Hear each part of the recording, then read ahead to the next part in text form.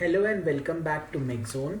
In the previous lecture we have started off with the process of casting और उसमें हम लोग ने कास्टिंग के बारे में पढ़ा कि कास्टिंग में श्रिंकेज अलाउंस क्या होता है और हमारा गेटिंग सिस्टम क्या होता है एंड टर्मिनोलॉजीज रिलेटेड क्या होती है, उन सब के बारे में हमने अपने पहले लेक्चर में पढ़ लिया है।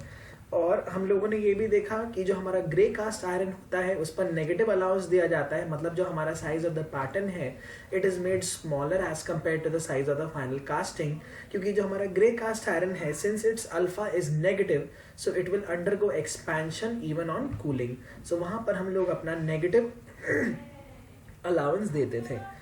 In this lecture we shall be continuing further and the first casting process थोड़ा हम देखेंगे, that is the sand casting।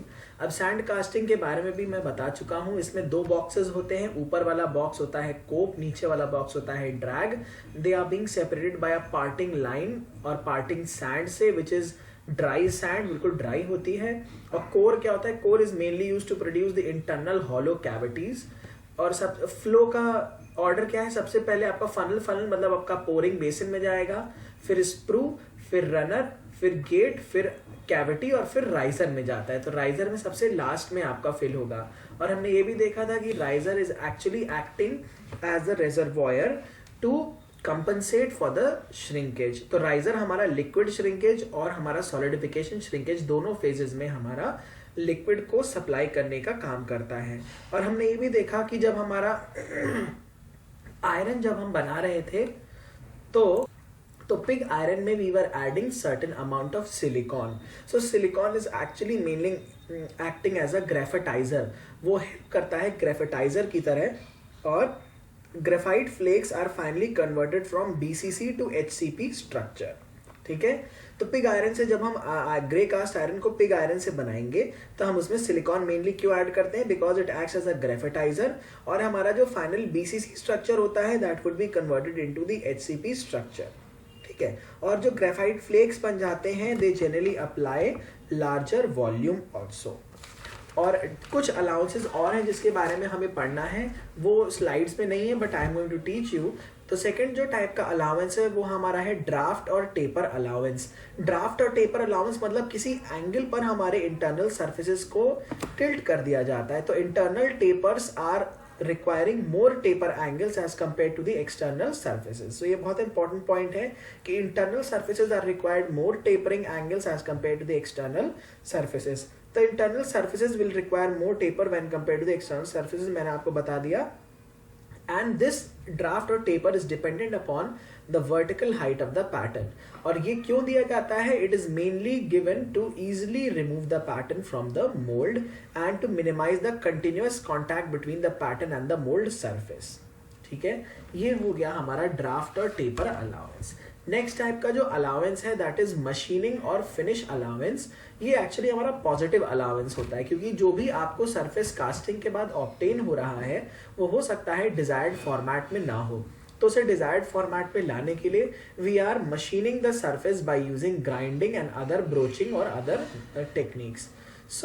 तो जो हमारा सैंड होता है वो एक्चुअली सैंड हमारा कास्टिंग सरफेस पे कुछ चिपका भी रह जाता है और उसके कारण हमारा जो सरफेस होगा that would be a rough surface. ठीक है, तो उसको स्मूथ सरफेस में लाने के लिए we are actually using this machining और फिनिशिंग अलाउंस। तो मशीनिंग की जरूरत पड़ेगी to minimise due to the machining size of the casting will be decreased, क्योंकि मशीनिंग करने के बाद मटेरियल रिमूव होगा तो इससे आपका कास्टिंग का साइज कुछ रिमूव हो जाएगा। इसीलिए हम लोग पहले से ही पैटर्न पे अपना अलाउंस को प्रोवाइड करा देंगे। और इस अलाउंस की जो वैल्यू होती है it depends upon the size of the silica grains and the surface finish required by casting. ठीक है, तो ये था हमारा मशीनिंग और फिनिशिंग अलाउंस।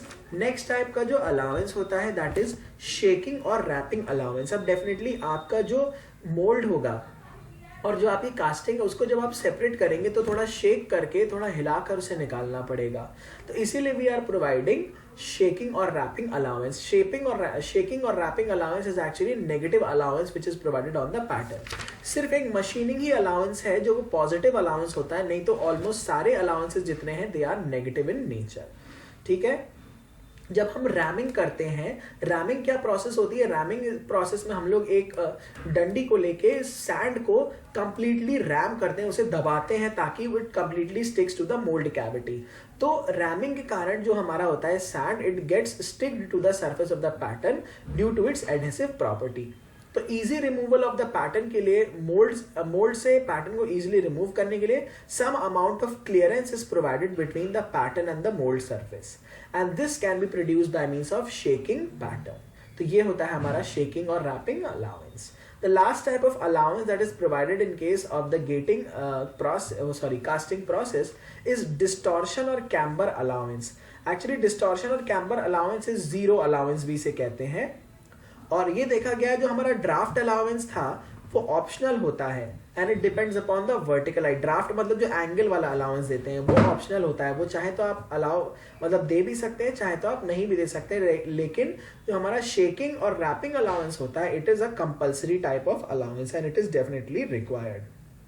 तो डिस्टॉर्शन और camber allowance is mainly dependent upon the length to the thickness ratio. ये length to the thickness ratio पे डिपेंड करता है, and it is provided on the pattern opposite to the direction of distortion. जिस direction में हमारा distortion possible है उसके opposite direction में हम इसे प्रोवाइड करते हैं। तो ये तो था हमारा डिफरेंट टाइप्स ऑफ अलाउंसेस के बारे में। तो सैंड कास्टिंग के बारे में तो हमने यहाँ पर पढ़ ही लिया है। Next we are going to study about the shell mould casting. Shell mould casting में we are mainly using a thermostat resin और एपॉक्सी। तो एपॉक्सी को यहाँ यूज करते हैं, उससे हम लोग अपना पैटर्न बनाते हैं, then we are using it to form the casting. और शेल को हम लोग ब्रेक कर देते हैं, मतलब it is a type of expendable mould casting. यहाँ पर हमारा जो मोल्ड है वो हमारा लॉस हो जाएगा, मतलब उसको हमें ब्रेक करना पड़ेगा। अच्छा, हम लोग अब डिस्कस करेंगे about the different type of pattern materials. जो भी हम पैटर्न बनाएंगे वो पैटर्न कौन कौन से मटेरियल का बन सकता है। तो सबसे पहले तो सबसे मोस्ट कॉमनली यूज जो है हमारा वुड। वुड में एडवांटेज क्या है? वुड में एडवांटेज ये है कि उसकी कॉस्ट कम होती है, सरफेस फिनिश आपको स्मूथ मिल जाती है। और डिसएडवांटेज क्या है? डिसएडवांटेज सबसे बड़ा ये है कि इट कैन एब्जॉर्ब मॉइस्चर, और मॉइस्चर एब्जॉर्ब करने पर उसमें स्वेलिंग आ जाता है, और अगर स्वेलिंग आ गया तो there will be change in the dimensions of the casting. The next type of pattern material is metals and alloys. Metals and alloys में जो mostly हम लोग यूज करते हैं वो है aluminium, cast iron, steel and brass. इसका सबसे बड़ा एडवांटेज क्या है कि हमें डायमेंशनल स्टेबिलिटी अच्छी मिलती है, और डेफिनेटली कॉस्ट भी ज़्यादा है, वेट भी ज़्यादा हो जाता है, बट करोजन जो होता है वो हमारा कंपेरेटिवली काफ़ी कम रहेगा। और metallic casting can be easily produce use the wooden pattern. तो वुडन पैटर्न को ही यूज करके हम लोग मेटालिक कास्टिंग को प्रोड्यूस कर सकते हैं। Next type of pattern material is plastics. तो प्लास्टिक्स में हम लोग पॉलीस्टाइरीन, पीवीसी एंड थर्मोकोल को भी यूज कर सकते हैं। तो to produce the number of castings in mass production, metallic patterns can be use. अगर हमें बहुत ज्यादा कास्टिंग्स बनानी है then we will use metallic patterns, और अगर कम नंबर बनानी है तो फिर हम लोग वुडन पैटर्न्स का यूज कर सकते हैं। ठीक है, और कुछ पैटर्न्स हमारे डिस्पोजेबल भी होते हैं, कुछ हमारे डिस्पोजेबल नहीं भी होते हैं। डिस्पोजेबल वो होंगे जिन्हें हम डिस्पोज ऑफ कर देंगे, और नॉन डिस्पोजेबल जो होंगे वो हम डिस्पोज नहीं करेंगे। Other materials use for pattern are wax. तो अगर वैक्स मटेरियल है तो प्रोसेस हो जाएगी हमारी इन्वेस्टमेंट कास्टिंग, ये हम पहले भी बता चुके हैं, इन्वेस्टमेंट और lost wax process. Mercury can also be use to form patterns, और वो होता है हमारी मरकास्ट प्रोसेस। और हमारा प्लास्टिक है तो plastic can be use for full moulding. So full moulding process, ये हमारा गेट 2015 में पूछा गया था कि plastic is use to form the pattern in case of dash. So 4 option थे, तो आंसर करेक्ट क्या था उसमें? Full moulding was the answer. और डिस्पोजेबल पैटर्न्स कौन से थे? डिस्पोजेबल वो था जो सिर्फ एक बार यूज हो सकते हैं, they are called as disposable patterns. So shell moulding के बारे में भी हमने पढ़ लिया। Next we are going to study about investment casting और लॉस्ट वैक्स प्रोसेस। बहुत इंपॉर्टेंट है। इसमें हमारा जो पैटर्न है it is made up of wax. Wax से बनाने के बाद इसको हम लोग स्लरी में डिप कर देते हैं, and then it is dried. और ड्राइड सिरामिक, ये सिरामिक स्लरी होती है वो जो सॉलिड, मतलब काफी सरफेस हार्ड हो जाता है। उसके बाद हम इसमें देखिए कितने सारे ये जो आपको शेप्स दिख रहे हैं, एक्चुअली यही शेप्स हैं जो आपको प्रोड्यूस करने हैं। ठीक है। तो वैक्स पैटर्न और इंजेक्शन मोल्डिंग से हम इसे प्रोड्यूस करेंगे। ऊपर से हम लोग इसमें मोल्टन मेटल डालेंगे और मोल्टन मेटल डालने के बाद we will break the ceramic shell by either vibrations और वाटर ब्लास्टिंग से। वाइब्रेशन से भी तोड़ सकते हैं और वाटर ब्लास्टिंग से भी तोड़ सकते हैं। सो यहाँ एडवांटेज क्या है, hollow castings can also be produced pouring excess metal before solidification. Excess metal को इसमें हम लोग पोर कर देते हैं before solidification starts to take place. Next जो हमें पढ़ना है that is plaster mould ceramic mould casting. इसके बारे में आपको ऑलरेडी बता चुका हूं। इसमें हम लोग प्लास्टिक यूज करेंगे, सॉरी इसमें हम लोग क्या यूज करेंगे, प्लास्टर मोल्ड स्लरी यूज करेंगे, plaster of Paris that is calcium sulphate use करेंगे और सिलिका फ्लोर यूज करेंगे। और सिरामिक मोल्ड में हम लोग क्या यूज करेंगे, silica and powdered zircon ZrSiO4। Slurry forms a shell over the pattern. Pattern के ऊपर हम लोग स्लरी की एक लेयर को कोट कर देते हैं और अवन में हमारा इसको रोस्ट करते हैं और उसको लो टेम्परेचर पे ड्राई कर देते हैं। पैटर्न उसमें से रिमूव कर जाते हैं तो जो क्ले का हमारा शेप होता है वो काफी स्ट्रॉन्ग हमें ऑब्टेन हो जाता है और फिर बाद में कास्टिंग करने के बाद हम उसे तोड़ देते हैं। प्लास्टर मोल्ड गुड फिनिश करता है प्लास्टिक, बिकॉज प्लास्टिक्स में जो हमारा है वो सरफेस फिनिश अच्छी आती है। तो प्लास्टर में देखा गया है कि कंडक्टिविटी लो है, लो वॉपेज होता है, रेसिडुअल स्ट्रेसेस भी लो होते हैं। मेल्टिंग पॉइंट ऑफ मेटल इसमें हम लोग जनरली क्या यूज करते हैं, zinc, aluminium, copper and magnesium. तो सिरामिक मोल्ड्स में हमारी गुड सरफेस फिनिश आती है। High melting point materials like steel are use, जिससे हम लोग impeller blades of the turbine बनाते हैं। तो ये भी मैंने आपको पहले अपने लेक्चर में बता चुका हूँ कि कौन सी कास्टिंग प्रोसेस से कौन सा कंपोनेंट बनाया जाता है। ये बहुत इंपॉर्टेंट बात होती है जो कि हमें रिमेंबर रखनी पड़ेगी। Next is the vacuum casting. Vacuum casting में एक्चुअली हमारा जो कास्टिंग प्रोसेस है it is taking place in a chamber which is under maintenance of a vacuum. वहां पे हम लोग वैक्यूम मेंटेन कर देते हैं ताकि कोई भी हमारी इम्प्योरिटी ना आ सके। मतलब 100% ये यहाँ पर वैक्यूम बनाने की कोशिश, 100% तो नहीं बन पाएगा, मतलब कोशिश ये करेंगे हमारा वैक्यूम बन जाए। और इस टाइप की शेप से जो काव है this can be made by vacuum casting. Okay, next we come to the permanent mould casting. Permanent mould जो होगा उसमें हम लोग मोल्ड्स को ब्रेक नहीं करेंगे और जो मोल्ड होगा it is made of metal होगा लाइक कास्ट आयरन, स्टील और रिफ्रैक्टरी अलॉयज। रिफ्रैक्टरी क्या मतलब होता है, रिफ्रैक्टरी इज द मटेरियल और the metal which has the tendency to मतलब to withstand very high temperature, ये होता है रिफ्रैक्टरीनेस। ठीक है। कोर क्या होता है, hollow parts. Course can also be made of metals and they can also be made from the sand bounded cores। और कोर को बाद में डिस्ट्रॉय भी कर दिया जाता है if they are sand bonded. ठीक है।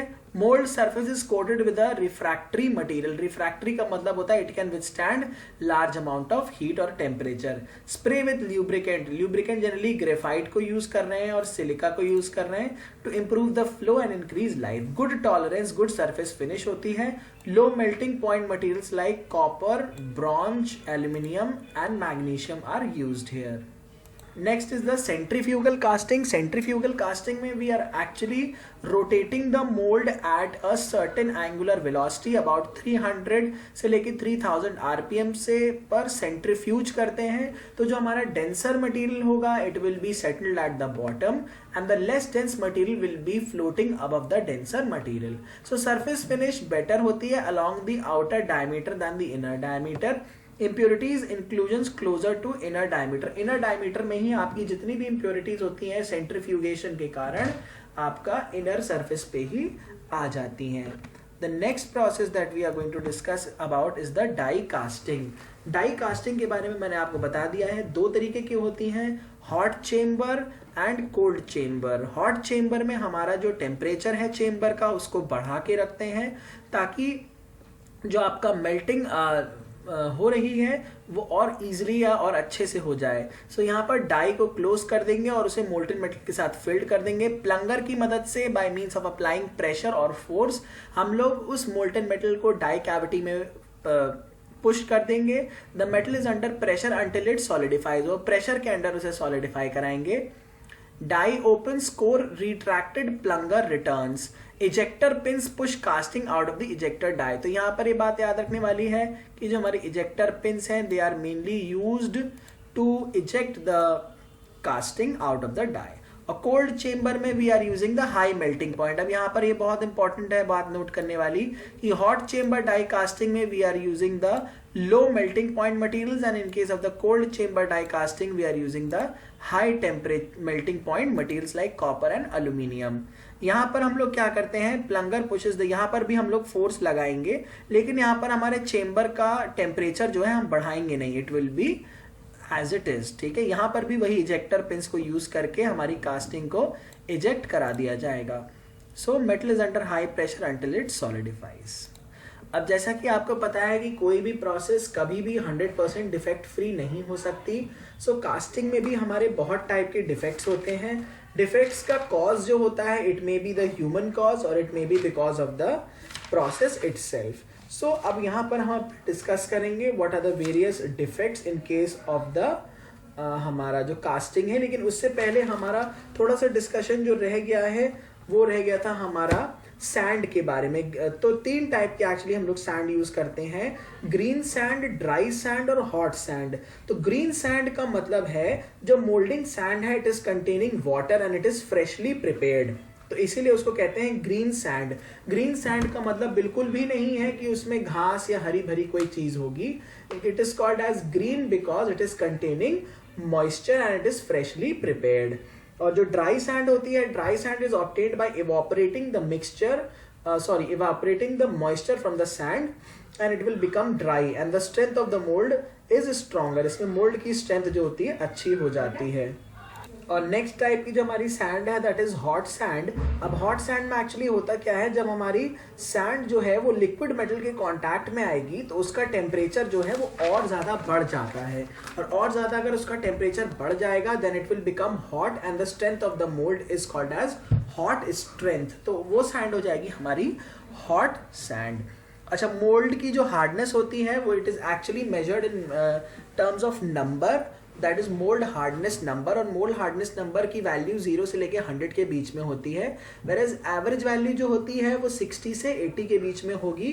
80 से अगर नंबर ऊपर आएगा मतलब हार्डनेस बहुत ज्यादा बढ़ती जाएगी तो परमेबिलिटी कम हो जाएगी, वेयरएज अगर 60 से कम होगा तो dimension of the cavity will change. और जो 80 से ऊपर और 60 से नीचे है ये प्रोसेस जो अगर हो रही है so this can be avoided by applying the uniform rhyming. अगर आप रैमिंग यूनिफॉर्म कर रहे हैं तो इससे हमारा जो आपका मोल्ड बनेगा वो बहुत यूनिफॉर्म बनेगा और इसमें परमेबिलिटी भी नॉर्मल रहेगी। और हम अपने सैंड की बात करें तो इसमें अडहेसिव प्रॉपर्टी भी होती है और कोहेसिव प्रॉपर्टी भी होती है। अडहेसिव प्रॉपर्टी मतलब bond forming property between the 2 different molecules और कोहेसिव प्रॉपर्टी मतलब bond formation between the similar type of molecules. तो moulding sand also require sufficient thermal conductivity and low coefficient of linear expansion उसमें होना चाहिए। और कोलैप्सिबिलिटी भी उसकी अच्छी होनी चाहिए। और कोलैप्सिबिलिटी भी हम देख रहे हैं कि उसकी जो होनी चाहिए सैंड की वो बेटर होनी चाहिए। And the ability of the moulding sand due to which the mould surface will not provide any resistance due to the solid contraction of the casting is known as collapsibility। तो ये resistance भी उसका अच्छा होना चाहिए। Additives कौन कौन से डाले जाते हैं हमारे, तो सबसे पहला हो गया सॉडस्ट और वुड फ्लोर जो होता है मतलब लकड़ी का बुरादा वो हम डालते हैं मेनली परमेबिलिटी एंड कोलैप्सिबिलिटी के लिए। अगला होता है लिंसीड ऑयल मोलास, ये होता है मोल्ड की हार्डनेस बढ़ाने के लिए। ऑर्गेनिक रेजिन बाइंडर्स होते हैं linseed oil and molasses. Coal dust and graphite मतलब जो हमारा कोयला है उसका पाउडर या डस्ट डालते हैं मेनली सरफेस फिनिश इंप्रूव करने के लिए, सरफेस फिनिश एंड रिफ्रैक्टरीनेस बढ़ाने के लिए। बहुत इंपॉर्टेंट बात है जो मैं बता रहा हूँ, please note it down and learn it by heart. और पार्टिंग सैंड जो हमारी होती है it is the pure silica sand. Pure silica sand में हमारा कोई भी वाटर या फिर क्ले का एलिमेंट नहीं होता। तो हमारे जो डिफरेंट कास्टिंग डिफेक्ट्स हैं उसमें सबसे पहला है मेटालिक प्रोजेक्शंस, दूसरा है कैविटीज, तीसरा है discontinuities, defective surface, incomplete casting, incorrect dimension और शेप, और लास्ट है हमारा इंक्लूजन्स। तो अब इनके बारे में हमें थोड़ा सा डिटेल में पढ़ना होगा। सो ये डायग्राम देखिए, इसमें आपको ऑलमोस्ट सारे जो डिफेक्ट्स हैं they are represented by means of a diagram. Hot tear भी देखिए, हम लोगों ने पढ़ा था, पहले पढ़ चुके हैं हॉट टीयर के बारे में। हॉट टीयर में क्या है, एक सरफेस में इस तरीके से ऐसा क्रैक आ जाता है, ब्लो होता है, स्कार होता है, ब्लिस्टर हो गया, स्कैब हो गया, फिर आपका कोल्ड शट हो गया। कोल्ड शट का मतलब है आपका जो मटेरियल मोल्टन मेटल है वो बीच में ही सॉलिडिफाई हो गया, ठीक है। So this is cold shut. Misrun हो गया, मतलब पूरा भर नहीं पाया जगह तो वो मिजरन हो गया, ठीक है। ये हमारे कास्टिंग। पोरोसिटी में क्या होता है, it is may be cause by the shrinkage और gases. Thin section solidify faster. Thin section में क्योंकि एरिया आपका कम होगा तो they will solidify faster, and क्योंकि वहां से हीट ट्रांसफर रेट जल्दी होता है। और थिक वाला जो होगा वो एरिया ज़्यादा कम हो जाएगा, तो सॉरी एरिया ज़्यादा हो जाएगा, सॉरी एक सेकेंड, जो हमारे थिन सेक्शंस होंगे उसमें एरिया ज़्यादा होगा एक्चुअली, तो वहाँ पर हमारा सॉलिडिफिकेशन जल्दी हो जाएगा, whereas vice versa is in case of thick sections. तो molten metal can not be supplied to the thick regions that are solidifying. और जो गैसेस होती हैं वो लेस सॉल्युबल होती हैं in metal as it cools down and solidifies and causing them to be expelled sometimes form of expand porosity. Chills क्या होते हैं, चिल्स आर मेनली एडेड और used for heat transfer in, mainly होते हैं heat transfer के लिए, directional heat transfer obtain करने के लिए। इंटरनल चिल्स किस लिए यूज होते हैं, are left with in the cast part, external chills are remove कर दिए जाते हैं। जो हमारे चिल्स होते हैं they are mainly used in the case of solid directional solidification, and chaplets जो होते हैं वो मेनली सपोर्ट पर्पस के लिए होते हैं। So with this we come to the end of this lecture. We hope कि आपको हमारे लेक्चर्स पसंद आ रहे होंगे, तो हमें अपना वैल्यूबल फीडबैक दीजिए और हमारे साथ अपने प्रॉब्लम्स आप हमारे फेसबुक पेज पर शेयर कर सकते हैं। So this is the second lecture of the casting. अभी इसका एक लेक्चर और है where we will be discussing about the design of the gating system and important numericals which are there in the casting chapter. So thank you and bye bye, and we hope कि आप हमारे channel को ज़रूर subscribe करेंगे। हमारे channel के बारे में दूसरों को भी बताइए ताकि उन्हें भी बेनिफिट मिल सके। So thank you and bye bye for today.